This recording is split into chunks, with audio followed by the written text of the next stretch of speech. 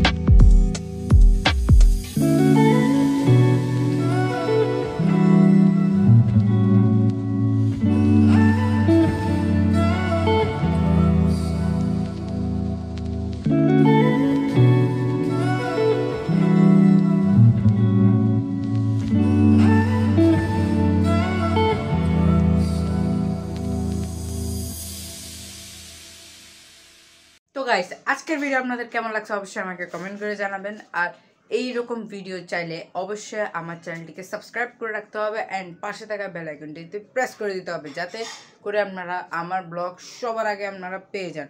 আর আজকের যে মানে রিভিউ, মানে আজকে খাবারের যে রিভিউটা সেটা ছিল হচ্ছে অনেক বেশি মজার ছিল। আর যেটা কোফতা ছিল সেটা তো অস্থির ছিল। যখন আমরা ভাত দিয়ে মিক্স করে খাচ্ছিলাম, মানে বিরিয়ানি দিয়ে মিক্স করে খাচ্ছিলাম, তখন অনেক বেশি মজা লাগছে আমার। তো আশা করি আপনাদের আজকে ভিডিওটি ভালো লাগছে। যদি ভিডিও ভালো লাগে একটা লাইক দিয়ে দেবেন অ্যান্ড চ্যানেলটি সাবস্ক্রাইব করে দেবেন, যাতে করে আপনারা সবাই মানে আমার ভিডিও আগেই পেয়ে যান। তো আজকের মতো বিদায় নিই, টাটা টেক কেয়ার, ফান, খুদা হাফেজ।